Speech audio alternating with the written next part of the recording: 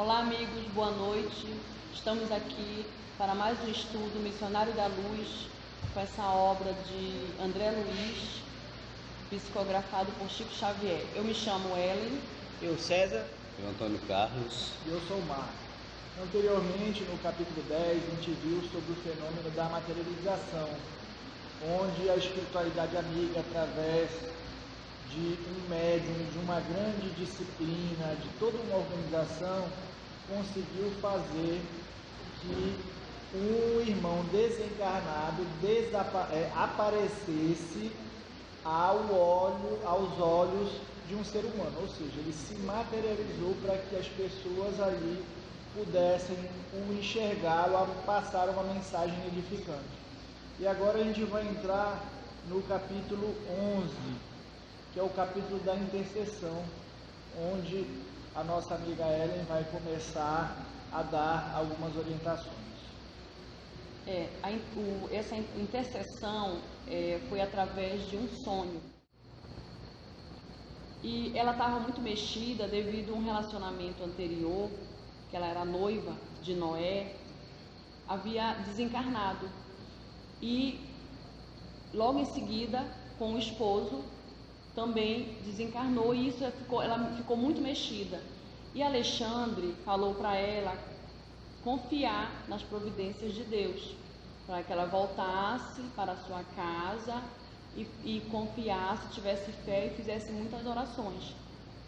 Isso em desdobramento, meus amigos. Não é, César? Isso.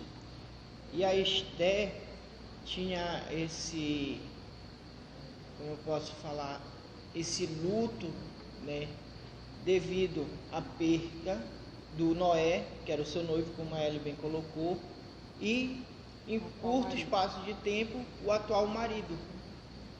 E no decorrer da trama que André e Alexandre narram, eles vão atrás, né, do que aconteceu para esse desencarne.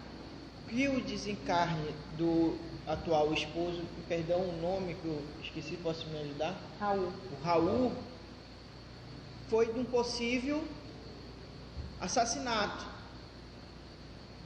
Então, e ela recorre a Alexandre, esse auxílio, para ver quem foi que matou o Raul. Em desdobramento, como a Ellie bem colocou, ele não dá essa oportunidade de falar e de imediato o que foi que aconteceu, porque a trama dessa história vai se revelar um grande aprendizado, não só para o André, mas para todos os leitores do livro, e agora para vocês, que a gente divide. Até porque a espiritualidade amiga toma esse cuidado, porque pedidos chegam a toda hora, mas nem sempre há o merecimento do auxílio, tem que ter o cuidado, a hora certa de ser ajudado. Então, essa solicitação da Esther chegou até Alexandre, mas de imediato ele teve o cuidado de falar para ela se acalmar, ter fé, que ela iria ser auxiliada. Ou seja, de imediato ele se conteve para que analisasse os fatos, se inteirasse, para ver até que ponto ele podia atuar, agir e auxiliar esta moça que estava em desespero por ter perdido o seu segundo marido. E o André Luiz, né, na ânsia do neófito de dar solução, e não com a grandeza que tem o Alexandre, falou: por que a gente não deu a resposta de imediato, já que a gente podia mentalizar e ver onde está Raul e falar o que realmente aconteceu? E Alexandre acalma o neófilo, né, e fala: não, a gente vai estudar. Vamos amanhã visitar a casa de Esther para ver o que realmente aconteceu. Alexandre fala assim, ele falou assim, que eles lá no plano espiritual têm os setores, entendeu? É tudo bem organizado. E aí ele vai, se possível, ele vai verificar no setor das informações. Tá? Então, quer dizer, meus amigos, não é a gente acha que um encarnado, um desencarnado, um ente querido nosso, desencarna e a gente quer logo saber, a gente quer logo falar, mas não é assim. Tem toda uma disciplina, tem todo um processo lá, e muitas das vezes a gente não tem o merecimento, tá? E eles falam mais, o Alexandre fala, explicando para André: nossos amigos encarnados acham que somos adivinhos. Pelo simples fato de nos conservar fora da carne, admite que já sejamos senhores de sublimes dons adivinhatórios. Olha só. Então, quer dizer, muitas das vezes a gente falta com respeito com os espíritos, de querer saber de um ente querido. E não é assim. Tem todo um cuidado, tem todo um processo lá de organização, de disciplina. Então a gente tem que pensar muito em querer saber, porque a gente mexe com eles, com nossos entes queridos. Eles ficam mexidos. Sim. Não é, doutor? Na realidade, a gente é muito imediatista e a gente quer a resposta na hora. E nem sempre a gente tem condições de receber tudo aquilo que a gente pede. A primeira intercessão foi justamente de Esther, porque ela só chegou em desdobramento a Alexandre devido a outra moça ter mais merecimento que ela. Então, ele, conhecendo a outra moça, acatou esse pedido da Etelvina e se prontificou a, no momento certo, auxiliar. E no desenrolar da história a gente vai ver o que procede e o porquê desse cuidado de não ter ajudado e dado as respostas de imediato a Esther. Eu queria só completar o que eu falei agora, que Alexandre fala mais, esquecendo que os esforços próprios com o trabalho legítimo é uma lei para todos os planos evolutivos. Quer dizer, que se a gente tiver fé, se a gente tiver confiança nos desígnios de Deus, a gente pode sim, em sonho, falar com o ente querido nosso que desencarnou. Mas a gente não tem que ficar nessa aflição, nessa ansiedade de querer logo, porque não é assim. Eles têm toda uma disciplina, uma educação, coisas que a gente às vezes falta aqui com nós. Então, meus amigos, vamos ter mais a tranquilidade para sim, a gente ter nossas respostas, mas vamos confiar e ter fé. E pegando o gancho da Ellen, com relação a esse alerta aí do André Luiz, por que a gente tem que ter essa fé e essa elevação? Porque a gente acaba cometendo o quê? Desequilíbrio emocional. Quando o André Luiz, junto com o Alexandre, vão visitar a residência de Etelvina, obrigado pela correção, vê vários espíritos desencarnados junto à mesa de jantar, junto com os encarnados. E por que eles estão ali? Pelo desequilíbrio da Esther, que pelo luto, né, e também pela ansiedade de saber se foi um assassinato e quem foi que assassinou o esposo, cometeu esse desequilíbrio e trouxe o quê? Espíritos afins. Aquele pensamento do desencarnado e dos outros familiares que ali também estavam desencarnados, estavam ali. E aonde na hora da refeição, eles mesmos se alimentavam, junto com os encarnados.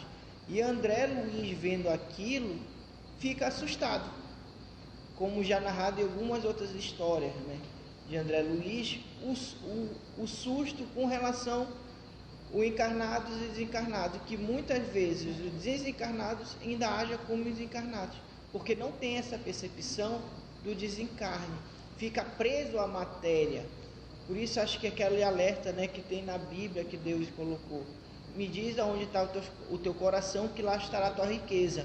Eu acho que me tocou muito essa palavra de André quando eu vi esse relato dele, não sei vocês. Porque assim, quando eles chegaram lá, eles viram muita entidade inferiores no entra e sai da casa de Esther.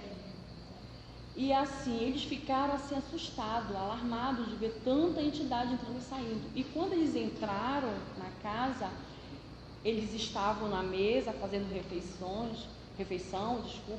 e lá eles se depararam com 6 entidades inferiores e estavam sugando pela narina aqueles alimentos.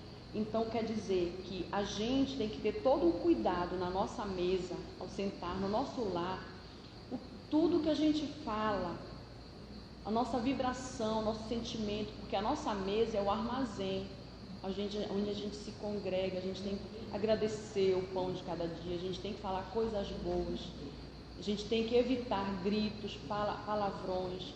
Então que ali a gente, não são os espíritos que estão ali porque eles querem, não. Eles estão lá porque a gente chama, devido à nossa vibração, o nosso sentimento. Que lá a Esther estava angustiada, estava ansiosa devido à perda do noivo, e logo em seguida, um tempo depois, ela casou e perdeu o marido. E ela estava mexida com isso. E sem falar que ele desencarnou, o Raul, e deixou ela com 3 crianças e mais um casal de velhinho. Me corrige se eu estou certo, são 3 crianças. São 3 crianças. E aí o casal de velhinho. E lá na mesa eles estavam lá, um se lamentando, um falando das lamentações. E os velhinhos falavam, que são os tios dela, que, poxa, trabalhei tanto e agora eu me vejo nessa situação. Aí a senhorinha falava também, pois é, a gente trabalhou muito, a gente abdicou de uma vida para agora estar aqui nessa situação. Então, quer dizer, se lamentando, reclamando. Então, nós temos que ter muito cuidado no que a gente fala, no que a gente está, no nosso sentimento, porque a gente não, se a gente está passando por certas situações, é porque nós fizemos para poder passar. Nós somos culpados. Deus nunca é culpado. Deus nos dá um livre-arbítrio. Então, eles estavam se lamentando porque eles tinham trabalhado muito e estavam naquela situação. Quer dizer, a gente tem que confiar em Deus. Notem como é a nossa invigilância. Na maioria das vezes, nós que atraímos essas influências, justamente por não ter o hábito da prece, por, às vezes, não ter uma certa disciplina, uma organização, não pensar positivamente. Sim. Então, tudo isso vai gerando um campo vibratório que atrai espíritos afins que, sem perceber, vão minando a estrutura do nosso lar, vão desarmonizando, desequilibrando. E isso é um grande alerta para todos nós, porque geralmente isso a gente não percebe que está acontecendo. E conforme o Marquinho falou, André Luiz coloca uma frase, eu coloco como extraordinária, que a gente deva levar para o resto da vida. A seguinte: aonde não existe organização espiritual, não há defesa da paz de espírito. Daí, às vezes, a espiritualidade nos convida tanto ao exercício do Evangelho no lar, para que a gente consiga fazer essa proteção edificante à nossa cara. E aí, pela nossa má conduta, a nossa invigilância, a nossa falta de oração, a gente cria um ambiente propício dentro do nosso lar, que a gente nem sequer imagina, que nos desorganiza totalmente e a gente nem percebe. E o mais interessante, que depois desse desdobramento, Esther, ao ver os tios se lamentando, ela dá uma palavra de conforto. Ela foi intuída, através do sonho desse desdobramento, ela ficou mais tranquila, mas ainda sim curiosa, mas ela estava com mais fé, mais confiante. Vejam só, através de um sonho. Por isso que a gente, como a gente já falou aqui em outro estudo, que a gente tem que ter muito cuidado quando vai se deitar, que a gente possa ir para a nossa cama, para o nosso quarto, tranquilo, com a nossa mente vazia, e fazer uma oração. Quer dizer, que aí a gente consegue nos elevar e muitas das vezes estudar, não é? Com certeza. Então, Esther, já com essas palavras de conforto e de ânimo recebidas de André Luiz e Alexandre, começou a modificar já um pouquinho a esfera. Até a filha, que também estava só em meio às lamentações, teve uma revigoração também no ânimo. E André Luiz com Alexandre seguiram, né, entre os outros cômodos da casa para verificar o que acontecera com Raul, aonde eles encontraram um amigo. Ele chegando lá, ele perguntou: meu amigo, você é um visitador em função? E o amigo falou: sim, estou à sua disposição. Aí perguntou: você conhece o Raul? Ouviu Isso. falar do Raul? Isso. E eles falam: sim, ele se suicidou. E Alexandre com o André, mais o André, ficaram surpresos. E perguntou: e para onde ele foi? Ele foi acometido e levado por vários irmãos trevosos, pertencentes às sombras. E Alexandre, já no desespero de socorrer, porque sabe que esses irmãos trevosos que escravizam essas almas, né, fez o quê? Não indagou muito por onde eles foram. E André Luiz, querendo o aprendizado de imediato do neófito, queria saber como foi, como ele tinha se matado, como acontecera, né, esse fato criminoso contra ele mesmo. Até porque, César, até então ele tinha sido assassinado na mente de Esther. Isso. E quando o André Luiz e Alexandre chegam à casa e tem essa informação, de vítima, ele passa a ser o maior culpado pela porta falsa do suicídio. Então isso que gerou toda essa aflição neles, não é isso? Sim. E é bom enfatizar aqui a questão do suicídio, que a maioria das vezes, quer dizer, a pessoa que se suicida, ela não é assistida porque não consegue ter auxílio dos missionários devido à energia inadequada, quer dizer, porque quando a gente desencarna por uma doença, porque a gente tem que desencarnar, nós somos assistidos pelos missionários, entendeu? A gente é logo assistido, eles estão ali para nos ajudar, para fazer a passagem, e até os nossos familiares também são assistidos. E o suicida não, ele não gera essa energia adequada para que entre em contato, entendeu? Quer dizer, para que eles tenham um auxílio, eles não conseguem. Então, quer dizer, o Raul, ele foi levado por essas entidades, por esses trevosos, justamente por causa disso, porque ele se suicidou, ele tirou a vida dele. Então, rapidamente, ele foi envolvido por energias malévolas, onde ele foi retirado do alcance até mesmo com uma ajuda. Então, a Esther, mesmo com toda a aflição, com sua oração, ela não tem um alcance ao seu marido devido ao seu merecimento pelo ato falho de acabar com sua vida, o maior dom dado por Deus. Muito bem colocado. E essa energia tão densa, a gente fica perguntando: por que essa energia tão densa? Porque foi o nosso livre-arbítrio. Pelo nosso livre-arbítrio, no caso o Raul, tirou a própria vida. Ou seja, ele excluiu todo o socorro que podia dar em auxílio dele. Diferente como o André Luiz estava pensando que ele foi assassinado, que teria aquele socorro. E quando a gente tem esse impacto do suicídio, cessa o socorro. E ele, no fundo, ele forjou um assassinato. Ele criou uma cena para que a Esther não percebesse que ele ia fazer esse ato, não foi isso, Miguel? Correto. E o que eles fazem? Para chegar nesse episódio, né, de cobertar o próprio suicídio, vão atrás do Raul. e vão por vielas e ruas aonde estão próximo ao matadouro bovino, esse normal que a gente conhece. E tá lá cheio de irmãos, né, trevosos, ainda ignorantes, Que né, estão nesse ambiente sugando. dando a energia animal do sangue, do abate, que precisa daquela energia vital. E encontra o Raul ali, que é desacordado. Por quê? Cometeu o suicídio, o que é que acontece? Ainda ele tem as energias vitais do corpo.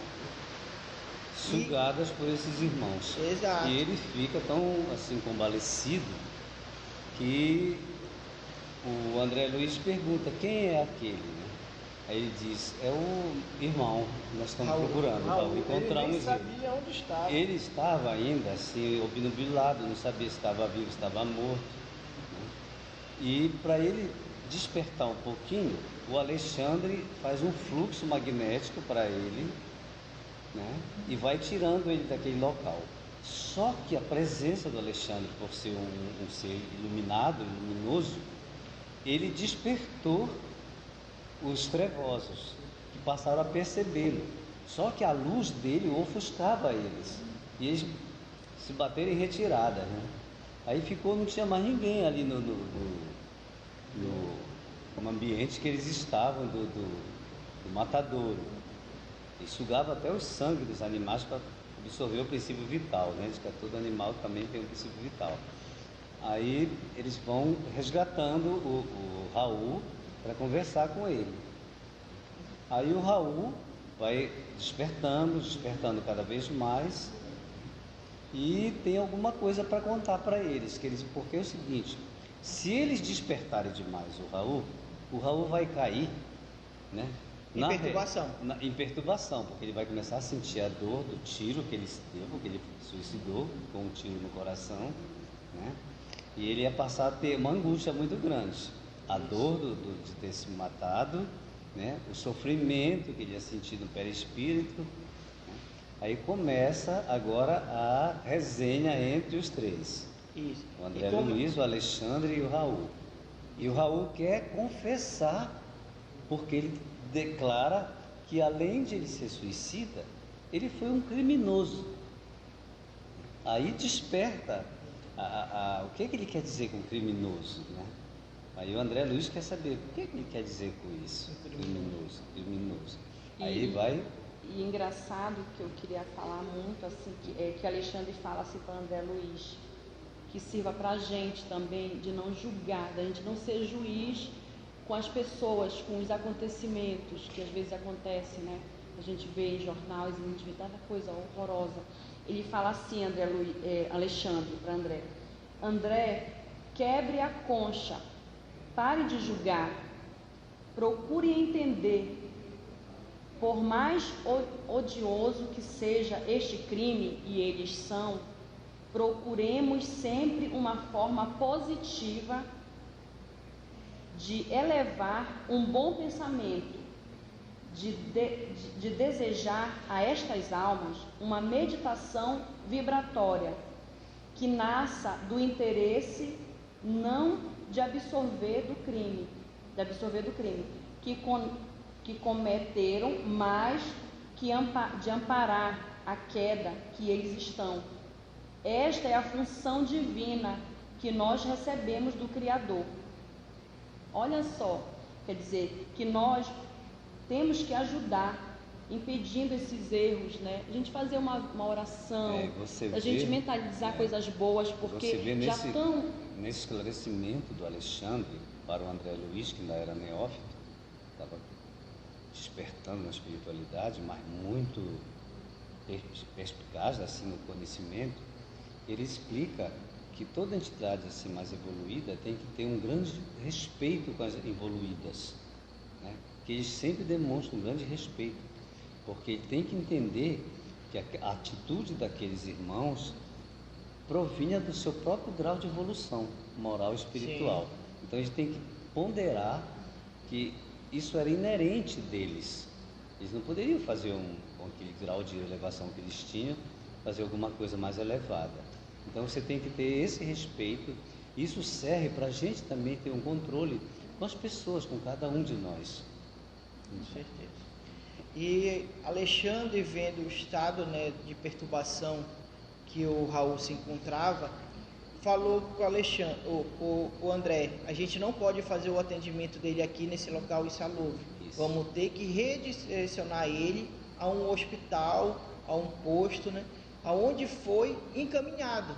E aonde a gente vê, né, a palavra da Ellen anteriormente falada, que ela falou que tem uma organização no plano espiritual. Não é eu quero ajudar, mas eu não tenho toda a técnica ou os equipamentos necessários para fazer isso.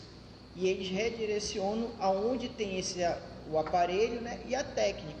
Chegando lá, o Raul, ainda muito debilitado, começa a receber passe magnético, aonde ele se desperta, e o Alexandre pergunta: você se lembra da Esther, sua esposa? Ele: não.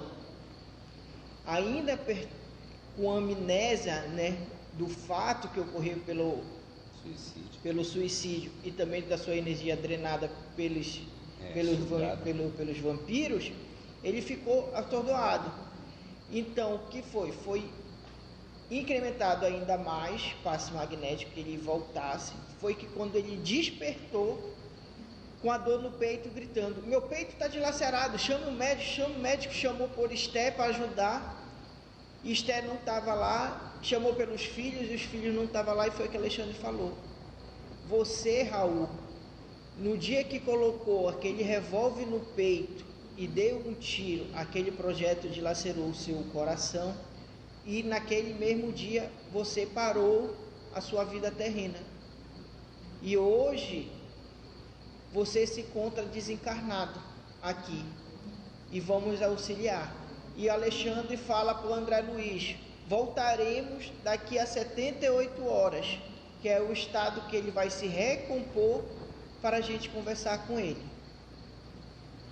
E aí a gente começa a ver o desenrolar da história, quando o Raul começa a se abrir e mostrar que tudo ele premeditou, tudo ele pensou de uma maneira a fazer muito antes desse suicídio, onde o Noé, o primeiro marido da Esther, era seu amigo e foi influenciado, envolvido pelo Raul, onde o mesmo arquitetou um plano para assassiná-lo.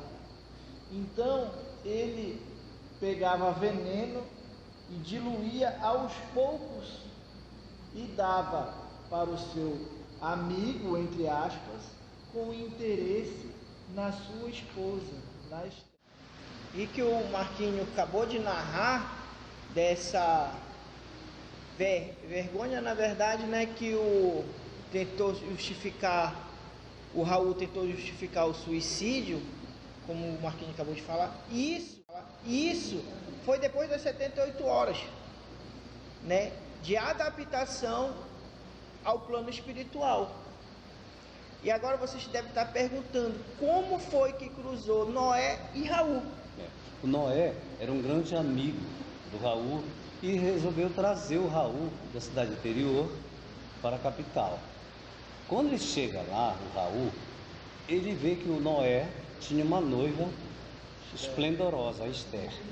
E ele ficou encantado com a Esther. E começou a arquitetar um plano de que ela seria a mulher da sua vida, mãe dos seus filhos, seria para toda a vida a verdadeira mulher que ele encontrou. Então ele tinha que eliminar o Noé, que era o noivo da moça. Então ele bolou um processo usando veneno. Ele começou a tomar: como é que eu vou fazer isso? Se eu matar, a polícia vai saber. Se eu fizer isso, ele vai ser pego, né? Porém, ele começou a bolar um processo de autoenvenenamento. Ele começou a tomar um veneno em doses muito pequeninas, incapaz de causar lesão nele. E à medida que ele foi aumentando a dose, o organismo ficou compatível com aquela dose alta, que numa pessoa comum morreria imediatamente. Então ele convidou o Noé para um jantar. e serviu um vinho com veneno. E ele tomou o mesmo vinho, só que ele já estava sensibilizado, né, pela droga, não fez efeito nele. E o Noé desapareceu. E com esse peso na consciência, ele tentou justificar o suicídio. Sim, mas aí ele partiu para ser aquele gentil, homem gentil, para cima da Esther. E resolveu ficar noivo e casou com a Esther, teve filho, essas coisas. Só que a vida dele, a consciência dele começou a pesar e cobrar. Então, cada beijo que ele dava na Esther, ele via o Noé. Quando ele acariciava os filhos, via o Noé. Se ele ia para um jantar, ia Noé. E começou a pesar nele. Foi quando ele começou a ter a ideia do suicídio.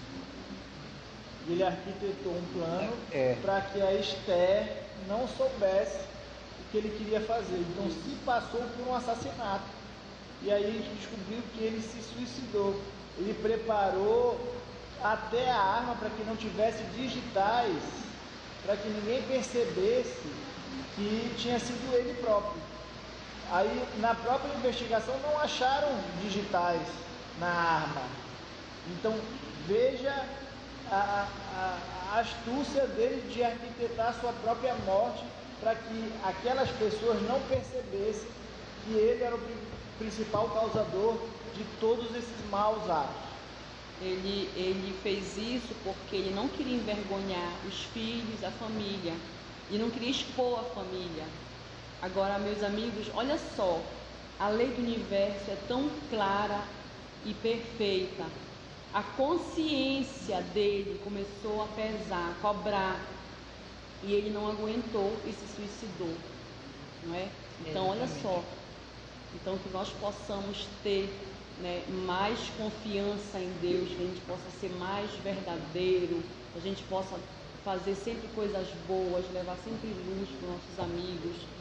E aí a espiritualidade começa a ver a melhor maneira de interceder a favor de Esther para que ela não se desequilibre. Exatamente. Então a espiritualidade amiga começa nesse ponto fazer uma intercessão de auxílio a favor da Esther, mesmo que o Raul não tivesse o merecimento, mas Esther tinha.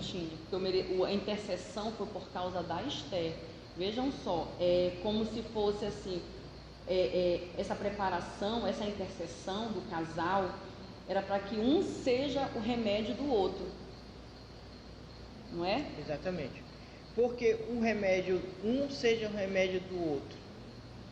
Primeiramente, a Esther estava totalmente desequilibrada por causa da morte do Raul. E Raul estava totalmente desequilibrado por causa do crime que ele cometera anteriormente. E não queria o quê? Que a Esther ficasse, né, mais perturbada, vamos colocar assim, do que ela já estava com a morte dele. E o que é que a espiritualidade amiga fala? O seguinte: primeiro, ninguém esconde nada da espiritualidade. Sabemos de tudo. Você pode ter mentido para os homens, mas pela espiritualidade, não, todo mundo viu. Outra, vamos auxiliar os dois. Que tem até uma frase que diz: somente são os dignos da verdade plena que os encontrem plenamente a libertação das paixões. O que ele quer explicar isso? A Esther não estava preparada para receber a verdade, porque ela estava ainda presa às paixões. E ela, sabendo da verdade, muita perturbaria. Então foi falado o quê? Que em nenhum momento, durante o desdobramento que eu trazia a Esther junto a Raul para se encontrar, Raul ia falar o real motivo da morte. E sim encorajar a Esther a seguir, com palavras de consolo, de força e elevados para ela seguir. E Esther, vendo o Raul na situação que estava sendo amparado pela espiritualidade, ia seguir o curso dela. E aí a própria espiritualidade amiga marca esse encontro em desdobramento. A Esther encontra Raul e a espiritualidade dá todo o suporte vibracional para que Raul se reequilibre e consiga passar uma mensagem reconfortante para acalmar o espírito de Esther. É assim, é isso mesmo, o Marquinhos falou isso, só que assim, tem a preparação, Romualda desce a crosta terrestre para a missão de preparar a viúva Esther. Quer dizer, olha só a preocupação, né? A intercessão. A Romualdo tem que descer para ficar lá, intuindo, acalmando, preparando a viúva para o encontro.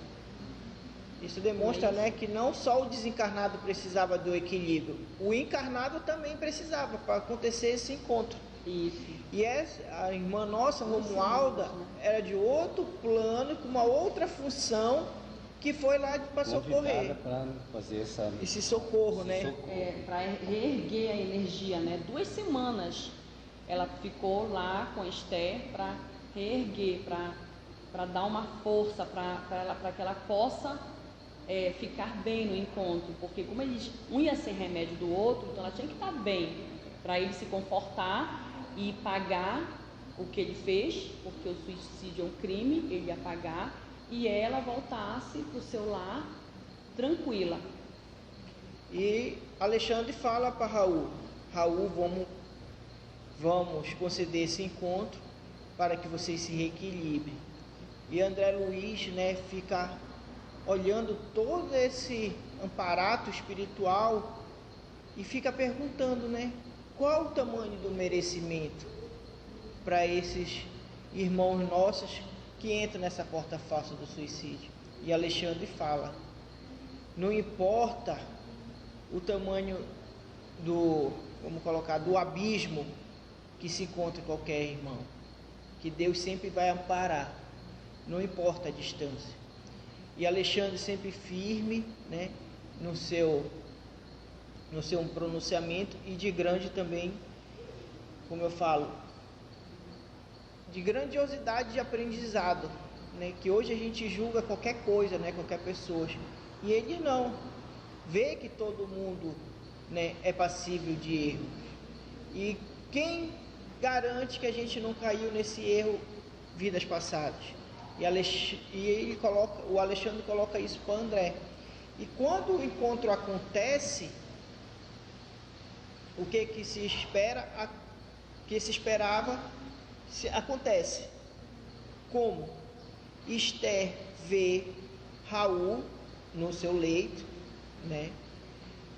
E como teve a preparação, não está chorosa, não está desequilibrada, onde provocaria um certo desequilíbrio no Raul, por ter cometido esse erro e ter desamparado a família.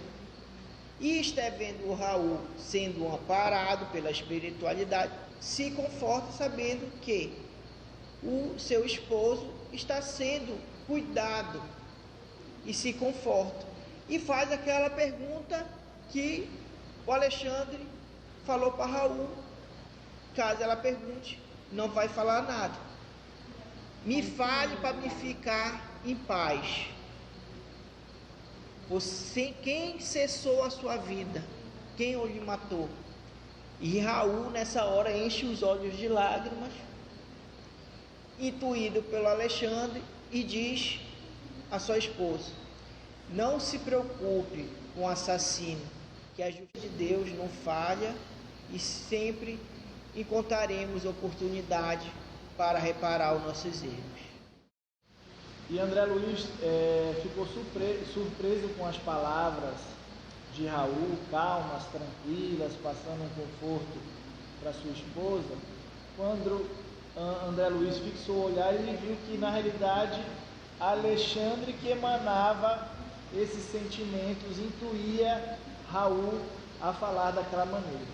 Aí, feito esse reencontro, Esther volta ao seu corpo e no outro dia já começa a ter uma sensação mais agradável, um sentimento de respostas em seu coração. E isso faz com que ela se reequilibre, se sinta melhor, e ela acaba tendo até nos dias consequentes uma proposta de emprego. Enquanto que Raul começa o seu martírio de resgatar seus débitos frente às atrocidades que ele mesmo cometeu. Olha que maravilhoso esse trabalho de intercessão, né? Então, que nós possamos também ajudar um amigo, interceder, né? Que nós possamos também levar palavras de conforto, né? Que é um trabalho de intercessão, tá? Eu queria ler para vocês: o bem ampara, o bem reergue, o bem consola e o reajusta, o bem fortalece, graças ao amor de Deus que vos tem esperado há milhões de anos o nosso amadurecimento, para começarmos a entender como podemos ajudar alguém, como podemos usar este serviço de intercessão, de socorro, com caridade e verdadeiro amor. Obrigada, dê um like, compartilhe, divulguem. Eu sou o Marco. Sou Antônio Carlos, ser convidado a entrar no nosso site, Centro Espírita Luz de Ismael, no YouTube. Até breve.